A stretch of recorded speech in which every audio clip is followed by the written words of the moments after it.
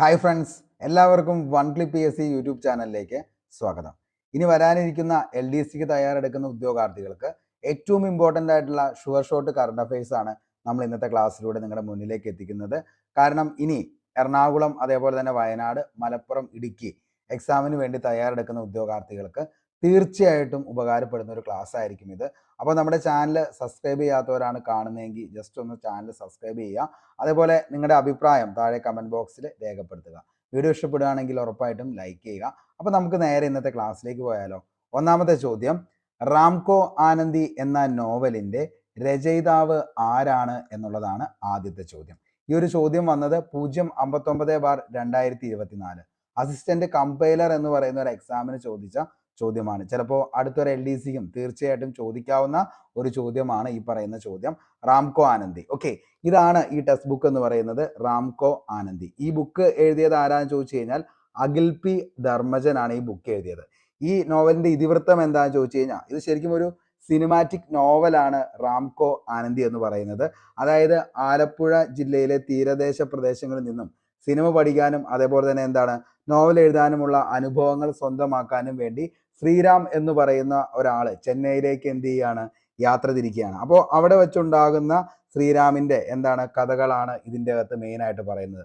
ഇതിൻ്റെ അകത്ത് പ്രണയമുണ്ട്, അതേപോലെ തന്നെ യാത്രയുണ്ട്, അങ്ങനെ ഒത്തിരി കാര്യങ്ങളൊക്കെ കോർത്തിണക്കിക്കൊണ്ടുള്ള ഒരു സിനിമാറ്റിക് നോവലാണ് ഈ പറയുന്ന റാംകോ ആനന്ദി. എഴുതിയത് ആരാണ് എന്ന് ചോദിച്ച മക്കളെ, ആരാണ്? എഴുതിയത് അഖിൽ പി ധർമ്മജൻ എന്ന് പറയുന്ന ആളാണ് ഇത് എഴുതിയത്, അഖിൽ പി ധർമ്മജൻ. അപ്പോൾ മറക്കണ്ട, ഒരു മാർക്ക് ഷുവർ ഷോട്ട് ആണ്. ഓക്കെ, അപ്പൊ നമുക്കിനി അടുത്ത ചോദ്യത്തിലേക്ക് പോകാം. ഇന്ത്യൻ ഒളിമ്പിക് അസോസിയേഷന്റെ പ്രസിഡന്റായ ആദ്യ വനിത ആരാണ്? അസിസ്റ്റന്റ് കമ്പൈലർ എക്സാമിന് ചോദിച്ച മറ്റൊരു ചോദ്യമാണിത്. 059/2024 ഈ ഒരു അസിസ്റ്റന്റ് കമ്പൈലർ എക്സാമിന് തന്നെ ചോദിച്ച മറ്റൊരു ചോദ്യമായിരുന്നു. ആരാണ്? PT ഉഷയാണ്. ഓക്കെ, അപ്പോൾ ഇന്ത്യൻ ഒളിമ്പിക് അസോസിയേഷന്റെ പ്രസിഡന്റായ ആദ്യ വനിത ആരാന്ന് ചോദിച്ചു കഴിഞ്ഞാൽ അത് PT ഉഷയാണ്. ഓക്കെ, മൂന്നാമത്തെ ചോദ്യം, ചന്ദ്രനിൽ പേടകം വിജയകരമായി ഇറക്കിയ എത്രാമത്തെ രാജ്യമാണ് ഇന്ത്യ എന്ന് ചോദിച്ചു കഴിഞ്ഞാൽ 4ാമത്തെ രാജ്യമാണ്. ഇതും അസിസ്റ്റന്റ് കമ്പൈലറിന് ചോദിച്ച ചോദ്യമാണ് കേട്ടോ. അപ്പോൾ ചന്ദ്രയാൻ, മംഗളയാൻ, അതേപോലെ തന്നെ ഈ പറയുന്ന നമ്മുടെ ആദിത്യ L1 ഒക്കെ PSC ഒത്തിരി തവണ ചോദിച്ചപ്പോൾ മടുത്തിട്ടുണ്ട്. ചിലപ്പോൾ എന്ത് ചെയ്യാം, ഇനി അത് എത്രാമത്തെ രാജ്യമാണ് എന്നുള്ളതൊക്കെ ചോദിക്കാം. അങ്ങനെ ചോദിച്ചു കഴിഞ്ഞാൽ എത്രാമത്തെ രാജ്യമാണ് ചന്ദ്രനിൽ പേടകം വിജയകരമായി ഇറക്കിയ 4ാമത്തെ രാജ്യമാണ് ഇന്ത്യ എന്ന് പറയുന്നത്. അടുത്തത്, 26ാമത് TV മെമ്മോറിയൽ എൻഡോൺമെന്റ് അവാർഡ് നേടിയ പരിസ്ഥിതി പ്രവർത്തകൻ ആരാണ് എന്ന് ചോദിച്ചു കഴിഞ്ഞാൽ, ഒന്നുകൂടെ പറയാം, 26ാമത് TV മെമ്മോറിയൽ എൻഡോൺമെന്റ് അവാർഡ് നേടിയ പരിസ്ഥിതി പ്രവർത്തകൻ ആരാന്ന് ചോദിച്ചാൽ മക്കളെ, അതാരാണ്? ശ്രീമൻ നാരായണനാണ്, ശ്രീമൻ നാരായണൻ. അടുത്തത്, കേരള സാമൂഹ്യനീതി വകുപ്പ് സർക്കാർ സേവനങ്ങൾ വീട്ടുപടിക്കൽ എന്ന ലക്ഷ്യത്തിനായി ആവിഷ്കരിച്ച വെബ് പോർട്ടലിന് പറയുന്ന പേരാണ് സുനീതി. ഇമ്പോർട്ടൻ്റ് ആണ്, ചോദിക്കാം. കേരള സാമൂഹ്യനീതി വകുപ്പ് സർക്കാർ സേവനങ്ങൾ വീട്ടുപടിക്കൽ എന്ന ലക്ഷ്യത്തിനായി ആവിഷ്കരിച്ച വെബ് പോർട്ടലാണ് സുനീതി. അടുത്തത്, കുടുംബശ്രീകളിൽ നിന്നും തിരഞ്ഞെടുക്കപ്പെടുന്ന വനിതകൾക്ക് രംഗകലകളിൽ പരിശീലനം നൽകുന്ന പദ്ധതിയുടെ പേരെന്താണെന്ന് ചോദിച്ചു കഴിഞ്ഞാൽ അത് രംഗശ്രീ എന്നതാണ്. കുടുംബശ്രീകളിൽ നിന്നും തിരഞ്ഞെടുക്കപ്പെടുന്ന വനിതകൾക്ക് രംഗകലകളിൽ പരിശീലനം നൽകുന്ന പദ്ധതിയുടെ പേരാണ് രംഗശ്രീ. അടുത്ത ചോദ്യമാണ്, കേരളത്തിലെ ഇപ്പോഴത്തെ മുഖ്യ വിവരാവകാശ കമ്മീഷണർ ആരാണ്? കേരളത്തിലെ ഇപ്പോഴത്തെ മുഖ്യ വിവരാവകാശ കമ്മീഷണർ? വി ഹരിനായർ IAS ആണ്, വി ഹരിനായർ IAS. അടുത്ത ചോദ്യം, 2023 രാജസ്ഥാനിൽ പുതുതായി സ്ഥാപിച്ച വന്യജീവി സംരക്ഷണ കേന്ദ്രം ഏതാണ്? ഇതൊക്കെ മക്കളെ അസിസ്റ്റന്റ് കമ്പൈലറിന് ചോദിച്ച ചോദ്യമാണ് കേട്ടോ. 059/2024 എന്ന് പറയുന്ന ക്വസ്റ്റ്യൻ പേപ്പർ അസിസ്റ്റന്റ് കമ്പൈലറിന് ചോദിച്ച ചോദ്യമാണ്. ഓക്കെ, സോർസൻ ആണ് എന്തെന്ന് പറയുന്നത്, 2023 രാജസ്ഥാനിൽ പുതുതായി സ്ഥാപിച്ച വന്യജീവി സംരക്ഷണ കേന്ദ്രമാണ് സോർസൻ. അടുത്തത്, ദേശീയ മനുഷ്യാവകാശ കമ്മീഷന്റെ ഇപ്പോഴത്തെ അധ്യക്ഷൻ ആരാണ്? കഴിഞ്ഞ എക്സാമിന് കൂടി ചോദിച്ച ചോദ്യമാണ്. അപ്പോൾ അതിൻ്റെ അകത്ത് നിലവിലെ അരുൺകുമാർ മിശ്ര എന്നുണ്ടായിരുന്നു. അപ്പോൾ എന്താണ് ദേശീയ മനുഷ്യാവകാശ കമ്മീഷന്റെ ഇപ്പോഴത്തെ അധ്യക്ഷൻ ആരാന്ന് ചോദിച്ചാൽ വിജയ് ഭാരതി സായിനിയാണ്, ആക്ടിംഗ് ആണ്. അപ്പോൾ ഇനി ഇതായിരിക്കും മിക്കവാറും ശരിയായിട്ട് കൊടുക്കുന്നത്. PSC ആണ് എന്താണെന്നുള്ളത് നമുക്ക് വീണ്ടും നോക്കാം. ചിലപ്പോൾ ആ ഒരു ചോദ്യം എന്താണ് ക്യാൻസൽ ആവാനൊക്കെ ചാൻസ് ഉണ്ട്. എന്തായാലും നമുക്ക് നോക്കാം. ദേശീയ മനുഷ്യാവകാശ കമ്മീഷന്റെ ഇപ്പോഴത്തെ അധ്യക്ഷൻ ആരാന്ന് ചോദിച്ചാൽ വിജയ് ഭാരത് സായിനിയാണ്. ഓക്കെ, അടുത്തത് December 1 ദുബായിൽ COP 28 ഉച്ചകോടി ഏത് വിഷയവുമായി ബന്ധപ്പെട്ടാണ് നടക്കുന്നത്? അപ്പോൾ എന്താണ് December 1 ദുബായിലെ COP 28 ഉച്ചകോടി ഏത് വിഷയവുമായി ബന്ധപ്പെട്ടാണ് നടക്കുന്നത് എന്ന് ചോദിച്ചു കഴിഞ്ഞാൽ കാലാവസ്ഥ വ്യതിയാനവുമായി ബന്ധപ്പെട്ടാണ് ഈ ഒരു പരിപാടി നടക്കുന്നത്. അപ്പോൾ 10 ഷുവർ ഷോട്ട് കറണ്ട് അഫയേഴ്സ് ആണ്. റീസെന്റ് ആയിട്ട് 2024 വന്ന എക്സാമിന് ചോദിച്ചാണ് അസിസ്റ്റന്റ് കമ്പൈലറിനും അതേപോലെ തന്നെ 057/2024 എന്ന് പറയുന്ന ആ ഒരു കാറ്റഗറിയിലും ചോദിച്ച ചോദ്യങ്ങളാണ് ഇപ്പോൾ നമ്മൾ ചർച്ച ചെയ്തത്. അപ്പോൾ ഏറ്റവും ഇമ്പോർട്ടൻ്റ് ആണ്. ഉറപ്പായിട്ട് നിങ്ങൾ എന്ത് ചെയ്യണം, ഇതൊന്ന് നോക്കിയിട്ട് വേണം പോകാനായിട്ട്. ഇനി നമുക്ക് PSC എപ്പോഴും ചോദിക്കുന്നതാണ് റാങ്കിങ്, അതായത് അന്താരാഷ്ട്ര സ്വത്തവകാശ സൂചികയിൽ ഇന്ത്യയുടെ അല്ലെങ്കിൽ സാമ്പത്തിക എന്താണ് ഇതിൽ എത്രയാണ്, സന്തോഷത്തിന്റെ സൂചികയിൽ എത്രയാണ്, അങ്ങനെ ഒത്തിരി ചോദ്യങ്ങൾ എന്ത് ചെയ്യാറുണ്ട്, PSC ചോദിക്കാറുണ്ട്. അപ്പൊ നമുക്ക് റാങ്കിങ് ഒന്ന് നോക്കാം. 2024 അന്താരാഷ്ട്ര ഭൗതിക സ്വത്തവകാശ സൂചികയിൽ ഇന്ത്യയുടെ സ്ഥാനം എത്രയാണെന്ന് ചോദിച്ചാൽ മക്കളെ 42 ആണ്. ഓക്കെ, 2024 അന്താരാഷ്ട്ര ഭൗതിക സ്വത്തവകാശ സൂചികയിൽ ഇന്ത്യയുടെ സ്ഥാനം 42. ഒന്നാമതെത്തിയ രാജ്യം USA ആണ്. 2023 ഈ പറയുന്ന എന്താണ് അന്താരാഷ്ട്ര ഭൗതിക സ്വത്തവകാശ സൂചികയിൽ ഇന്ത്യയുടെ സ്ഥാനം 42 ആണ്. അപ്പോൾ 2024 2023 ഇന്ത്യ സെയിം റാങ്കിൽ തന്നെയാണ് നിൽക്കുന്നത് എന്നുള്ളത് മനസ്സിലാക്കാനായിട്ട് പറ്റും. ഓക്കെ, നമുക്ക് അടുത്ത ചോദ്യത്തിലേക്ക് പോകാം. 2023 UN സുസ്ഥിര വികസന ലക്ഷ്യ സൂചികയിൽ ഇന്ത്യയുടെ സ്ഥാനം എത്രയാണെന്ന് ചോദിച്ചാൽ 112 ആണ്. ഓക്കെ, അപ്പോൾ 2023 UN സുസ്ഥിര വികസന ലക്ഷ്യ സൂചികയിൽ ഇന്ത്യയുടെ സ്ഥാനം 112 ആണ്. ഓക്കെ, ഇനി പട്ടികയിലെ ആദ്യ ദക്ഷിണേന്ത്യൻ രാജ്യമാണ് ഭൂട്ടാൻ. ഭൂട്ടാന്റെ സ്ഥാനം 61ാം സ്ഥാനമാണ്. 2030 എല്ലാവർക്കും സമ്പൽ സമൃദ്ധിയും സമാധാനവും ഉറപ്പാക്കുക എന്ന ലക്ഷ്യത്തോടെ 2015 UN 17 സുസ്ഥിര വികസന ലക്ഷ്യങ്ങൾ സ്വീകരിക്കുന്നത്. ഓക്കെ, 1ാം സ്ഥാനം ഫിൻലൻഡ് ആണ്. ഓക്കെ, അപ്പോൾ ഇത്രയും കാര്യങ്ങൾ എന്ത് ചെയ്യുക, ഒന്ന് ഓർത്തു വയ്ക്കാനായിട്ട് ശ്രമിക്കുക.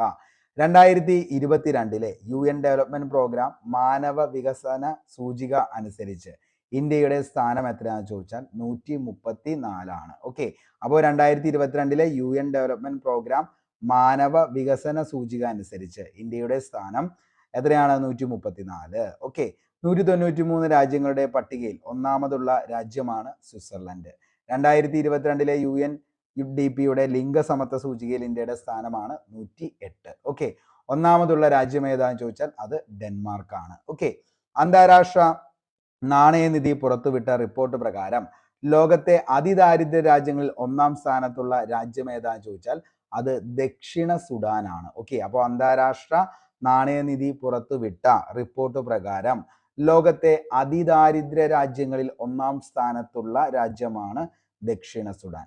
റിപ്പോർട്ട് പ്രകാരം ഏറ്റവും സമ്പന്നമായ രാജ്യം ഏതാണെന്ന് ചോദിച്ചാൽ അത് ലക്സംബർഗ് ആണ്. അപ്പോൾ ലക്സംബർഗ് ആണ് റിപ്പോർട്ട് പ്രകാരം ഏറ്റവും സമ്പന്നമായ രാജ്യം. അടുത്തത് സ്വിറ്റ്സർലൻഡ് ആസ്ഥാനമായ IQ എയറിന്റെ 2023 റിപ്പോർട്ട് പ്രകാരം ലോകത്തിലെ ഏറ്റവും കൂടുതൽ വായു മലിനീകരണം നേരിടുന്ന 3ാമത്തെ രാജ്യം ഏതാണെന്ന് ചോദിച്ചാൽ അത് ഇന്ത്യയാണ്. ഓക്കെ, അപ്പോൾ വായു മലിനീകരണം നേരിടുന്ന രാജ്യങ്ങളിൽ 3ാമത്തെ രാജ്യം എന്ന് പറയുന്നത് ഇന്ത്യയാണ്. 1ാമത്തെ രാജ്യം ബംഗ്ലാദേശ് ആണ്. 2ാമത്തെ രാജ്യം എന്ന് പറയുന്നത് പാകിസ്ഥാനാണ്. അപ്പോൾ ഇമ്പോർട്ടൻ്റ് ആണ്.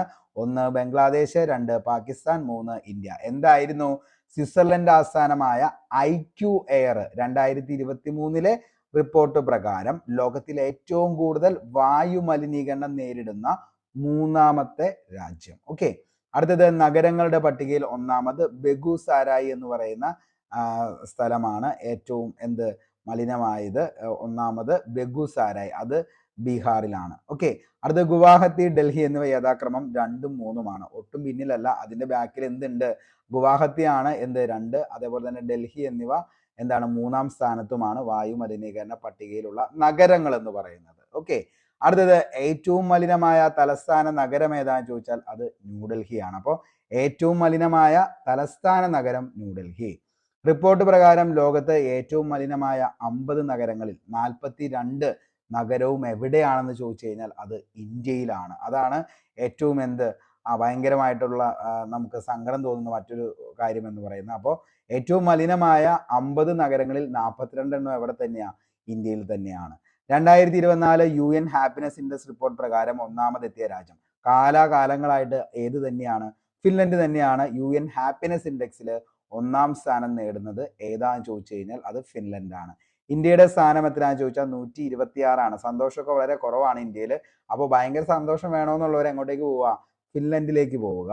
ഓക്കെ, അടുത്തത് 143 രാജ്യങ്ങളുടെ പട്ടികയിൽ ഏറ്റവും പിന്നിലുള്ള രാജ്യം ഏതാന്ന് ചോദിച്ചാൽ അത് അഫ്ഗാനിസ്ഥാനാണ്. അപ്പോൾ ഒട്ടും സന്തോഷമില്ലാത്തവരാരാന്ന് ചോദിച്ചു കഴിഞ്ഞാൽ അഫ്ഗാനിസ്ഥാൻ ആളുകളാണ് എന്തില്ലാത്തത്? ഒട്ടും സന്തോഷമില്ലാത്ത ആളുകൾ എന്ന് പറയുന്നത്. 2ാം സ്ഥാനം നേടിയത് ഡെൻമാർക്ക്, 3ാം സ്ഥാനം ഐസ്ലൻഡ്, 4ാം സ്ഥാനം എന്ന് പറയുന്നത് സ്വീഡൻ ആണ്. ഓക്കെ, അപ്പോൾ ഫിൻലൻഡ് ആണ് 1ാം സ്ഥാനം, 2ാം സ്ഥാനം ഡെൻമാർക്കാണ്, 3ാം സ്ഥാനം എന്ന് പറയുന്നത് ഐസ്ലാൻഡ്, 4ാം സ്ഥാനം സ്വീഡൻ ആണ്. അപ്പോൾ ഈ രാജ്യങ്ങളിലൊക്കെയാണ് ഏറ്റവും കൂടുതൽ എന്തുള്ളത്? സന്തോഷമുള്ളത്. ഓക്കെ, അടുത്തത് ഹുറൂൺ റിസർച്ച് ഇൻസ്റ്റിറ്റ്യൂട്ട് റിപ്പോർട്ട് അനുസരിച്ച് ചരിത്രത്തിൽ ആദ്യമായി ശതകോടീശ്വരന്മാരുടെ എണ്ണത്തിൽ ചൈനയിലെ ബെയ്ജിംഗ് മറികടന്ന് ഏഷ്യയിലെ ബില്യണർ തലസ്ഥാനമായത് ഏതാന്ന് ചോദിച്ചു കഴിഞ്ഞാൽ അത് മുംബൈ ആണ്. ഓക്കെ, അപ്പോൾ എന്താണ്?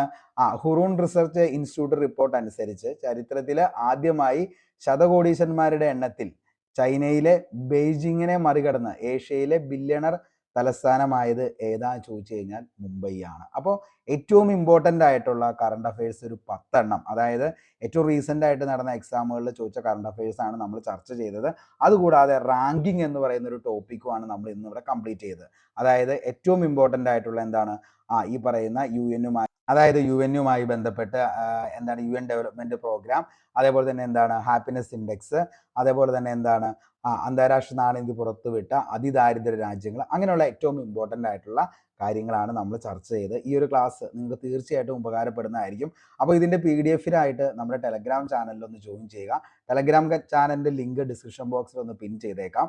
അപ്പോൾ ഇന്നത്തെ ക്ലാസ് നിങ്ങൾക്ക് ഇഷ്ടപ്പെട്ടെങ്കിൽ താഴെ കമൻറ്റ് ബോക്സിൽ രേഖപ്പെടുത്തുക. നാളെ നമുക്ക് ഇതിൻ്റെ മറ്റൊരു പാർട്ടുമായി വീണ്ടും കണ്ടുമുട്ടാം. അതുവരത്തേക്കും ഷോർട്ട് ബ്രേക്ക്. എല്ലാവർക്കും ശുഭരാത്രി, സുഖനിദ്ര, ഗുഡ് നൈറ്റ്. ഒത്തിരി സ്നേഹത്തോടെ അരുൺ കൊമ്പനാടൻ. Thank you.